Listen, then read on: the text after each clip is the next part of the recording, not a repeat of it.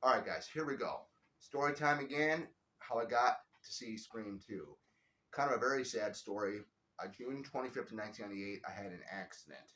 It was a very, very bad accident. Won't go into detail here about any of that. But my one of my older brothers had rented Scream 2 on VHS. Yes, this was back uh, in '98. This is when when I saw it. The movie came out in '97.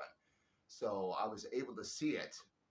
I was staying at my grandmother's house while I was healing up, and my brother brought it over. He said, "Would you like to see Scream 2?" I said, "Yeah, I saw the first one, man. I mean, I'd love to see it."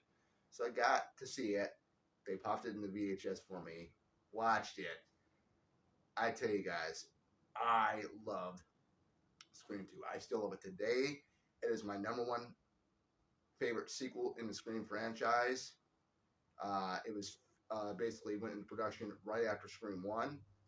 And just sitting there watching it on VHS back in '98 was it was a blast. I mean, it's 121 minutes. I think the newest film is longer than Scream 2. So, uh, but back in the day, just watching it, having a blast, and just sitting there, uh, just you know, just basically having a good fun time. I mean, for 120 minutes, that's what the film is, and that was one of the best moments I've ever had. Sitting down and watching a movie, and not to be mentioned, I actually looked up. I knew Laurie Metcalf was from Illinois, was born in Illinois. She was born in Carbondale, Illinois. Of course, I am from Illinois. I live here in Illinois, so what a huge honor it is just to see uh, an actor or actress from Illinois be in Scream, let alone being one of the ghost faces, which was pretty epic. Of course, she was from Roseanne and whatnot, but just very, very epic, man. I mean, her performance as Mrs. Loomis was funny. I loved how big her eyes can get. I mean, I can't really do the whole big eye thing if I can try to do it. You know what makes me sick? I'm sick to death of everybody blaming all the parents' fault when it should be something else. I can't remember the whole entire line. I have to sit back and watch it again, but I just love how she starts it off. You know what makes me sick? I just love how she starts the whole thing off at Sydney, and you don't know what it is to be a mother, to guide him, to and then Sydney says to abandon him, and it's like Randy spoke. Randy spoke poorly of Billy, and I got a little knife happy, and but yeah, that's pretty much the highlight of Scream. I mean, it's my favorite sequel. It's got an actress that's from Carbondale, Illinois. Was born in Carbondale, Illinois. Just yeah, representing Illinois, man. There we are, right there.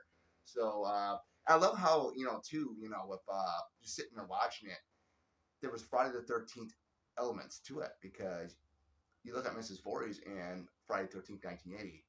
She's doing all those killings because Jason drowned. Mrs. Loomis is doing the killings because her son was killed. But her son was one of the original killers in Scream 1. So I often kind of wondered, and I should probably make this in a separate video, but I think I might want to know what was the theory of Mrs. Loomis, aka Debbie Saul. That's her uh, disguised ego that she went by in the film. What was her thoughts of knowing that her son did the killings in Woodsboro with Stu Macher? That's what I would love to know. I mean, I think I might just make this into another. Hey, that gave me another video idea just to think of it. Did she really think it was okay that he did all that? Who knows? But yeah, just sitting back, after my injury, brother bringing over the VHS tape of Scream 2, watching it, hell of a blast, hell of a watch, and that is it for that video. This video here, and I might pop in a little later, maybe do some other videos. I got to stop and think now. I might just go ahead and do the one on Mrs. Loomis.